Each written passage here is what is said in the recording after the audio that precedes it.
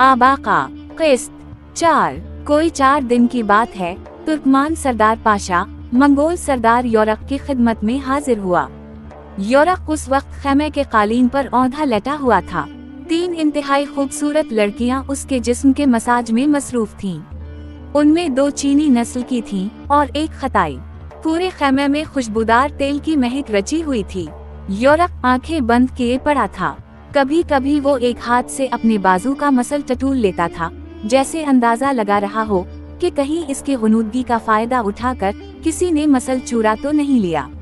पाशा ने अंदर दाखिल होकर टोपी उतारी और झुककर सलाम किया। उसकी आवाज पर योरक ने आंखें खोली और उठकर बैठ गया। पाशा बड़ा निढाल दिखाई दे रहा था। इसके चेहरे पर जगह जगह नीले निशान थे। लगता था किसी से उसका झगड़ा हवा है। सरदार योरक ने उन निशानों के बारे में पूछा तो पाशा बोला, मंगोल सरदार, मैंने तेरी बड़ी चाकरी की है, लेकिन ये तूने जो नई जिम्मेदारी मुझ पर डाली है मेरे बस की नहीं। मैंने बड़े बड़े अजद मंगोलों को फन हरब के इसरार वो रमूज से आगाह किया है। बड़े बड़े खुद सरसूर माओं से मेरा वास्ता पड़ा है, लेकिन ये लड़का जो कुछ दिन पहले तूने मेरे सुपरद किया है मेरी समझ से बालातर है। इसे ना तलवार पकड़नी आती है और ना ढाल, लेकिन वो फिर भी जंगजू है। कोई ढाल ऐसी नहीं जो उसके वार को रोक सके और कोई तलवार ऐसी नहीं जो इसकी ढाल को धोखा दे सके। इसके लड़ने का अंदाज ऐसा है जो ना समझा जा सकता है और ना समझाया। मुअज़्ज़ज़ सरदार, मैं मुख्तसर अल्फाज में कहूँगा, वो एक पैदाइशी जंगजू है और जिस तरह शर माँ के पेट में हमले के आदाब सीख कर निकलता है, उसी तरह ये नौजवान भी बिल्कुल अनाड़ी होने के बावजूद कमाल का माहिर है। सरदार योरक गौर से पाशा की बातें सुन रहा था। उसने पाशा के चेहरे की तरफ इशारा करते हुए कहा, मेरा ख्याल है ये जख्म भी तुम्हारे इस शागिर्द के लगाए हुए हैं। पाशा कदरे खजालत से बोला, मंगोल सरदार, इसमें शागिर्दों वाली कोई बात ही नहीं है। अभी ये बातें हो ही रही थीं कि खैमे के बाहर से किसी ने अंदर आने की इजाजत तलब की। सरदार योरक ने अंदर आने की इजाजत दी। 6 मुसल्लाह सिपाही अंदर घुस आए। इन्होंने सरदार योरक से कहा, खाने मुहतरम चुगताई के हुक्म से हम आपको गिरफ्तार करने आए हैं। सरदार योरक की आंखें हैरत से अबल पड़े। वो एक वसीव अरीज खैमा था। सरदार योरक के खैमे की निस्बत कहीं ज्यादा बड़ा और खूबसूरत था। इस खैमे में किसी महल जैसी शान पाई जाती थी। फर्श पर दबीज ईरानी कालीन बिछे हुए थे। दीवार नफीस समूर की थी। खैमे के वस्त में लकड़ी का एक खूबसूरत तख्त रखा हुआ था। ये तख्त एक आम आदमी के कद से दुगना लंबा चौड़ा था।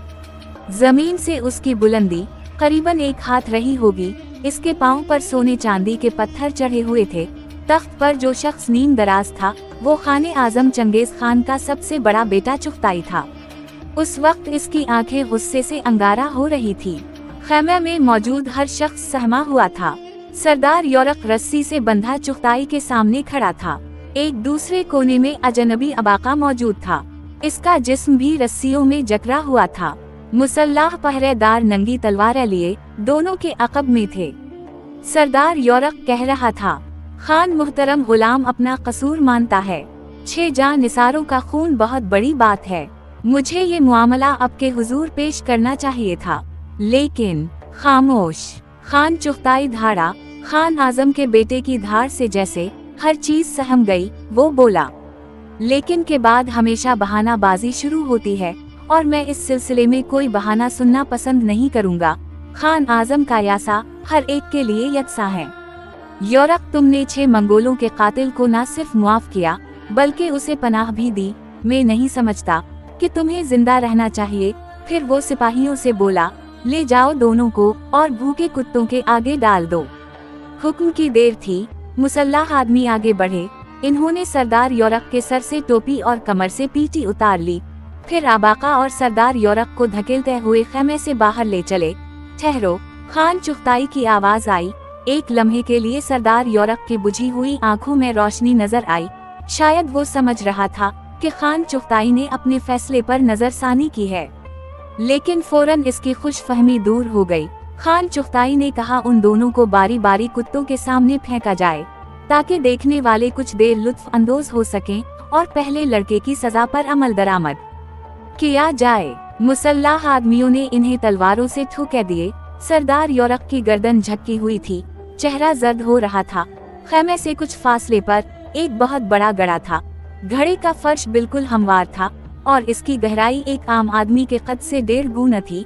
लगता था जैसे कोई खुश्क तालाब हो। इस गड्ढे में 6 अदद खौफनाक जबड़ों वाले कुत्ते बेचैनी से चक्कर लगा रहे थे। गड्ढे के गर्द बहुत से लोग जुमा हो गए थे। मजीद लोग तेजी से उसकी तरफ आ रहे थे। एक शख्स ने आगे बढ़कर आबाका के सर पर कोई चीज उंडेल दी। ये घोड़ी का जुमा हुआ दूध था।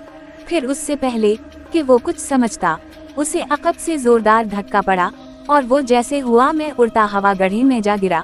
खून खवार कुत्तों ने अपने कान खड़े किए और उनकी दुमें तेजी से गर्दिश करने लगी। आबाका ने एक नजर गड्ढे के किनारों की तरफ देखा। मुश्ताक चेहरों का हुजूम दिखाई दे रहा था। औरतें, मर्द, बच्चे, बूढ़े, ये सब खून तमाशा देखने के लिए बेचैन थे। फिर आबाका को एक ऐसा चेहरा नजर आया कि एक लम्हे के लिए इसकी निगाहें साकत हो गईं। वो कुत्तों की गर्दिश करते हुए दुमें, उनकी मुतहर्रिक कान और उनके खौफनाक गराहटें, सब कुछ भूल गया। वो एक निहायत हसीन चेहरा था, वही चेहरा जो उसने चंद रोज पहले घने दरख्तों में देखा था। वो गड्ढे के किनारे खड़ी आगे की तरफ झटकी हुई थी। रेशमी ज़ल्फों ने रुखसारों को छुपा रखा था। जोश से तमतमाते हुए चेहरों के हुजूम में ये सोगवार चेहरा उसे बहुत अजीब लगा, लेकिन सिर्फ एक लम्हे के लिए। फिर इसकी नजर अपने सामने गई। गराहटें बहुत बुलंद हो चुकी थी। एक कुत्ता तूफानी रफ्तार से इस पर झपटा। आबाका ने फुर्ती से पहलू बचाया। कुत्ता जमीन पर गिरकर लुढ़का। उसी दौरान दूसरा कुत्ता इस पर छलांग लगा चुका था। आबाका के जिस्म में जैसे बिजलियां भर गईं। उसने कुत्ते के मुंह पर एक जनाटेदार थप्पड़ रसीद किया। वो हुआ में ही कलाबाजियां खाकर गड्ढे की दीवार के पास जा गिरा। तीसरे कुत्ते के पेट में आबाका ने पाँव की जोरदार ठोकर लगाई और चौथे को अगली टांग से पकड़कर घुमा दिया।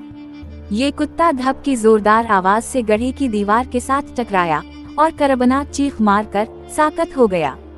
अजीब बात थी, आबाका का अंदाज मुदाफियाना नहीं जारहाना था। गड्ढे के गिरद मौजूद लोगों ने हैरत से देखा कि इसके मुंह से एक नाकाबिल फहम आवाज निकली और वो किसी दरिंदे की तरह कुत्तों पर झपटा। फिर एक इंसान और 5 कुत्तों के दरमियान खौफनाक लड़ाई छिड़। आबाका के हाथ पांव मशीन की तरह चल रहे थे। कुत्तों के नुकीले दांत और तेज पंजे उसके जिस्म को कोई खास नुकसान पहुंचाने से कासिर नजर आ रहे थे। ये एक अजीब वो गरीब मुकाबला था। एक कुत्ते ने आबाका का हाथ अपने जबड़ों में जकड़ रखा था, जबकि एक कुत्ते की शहरग में आबाका ने अपने दांत गाड़ रखे थे।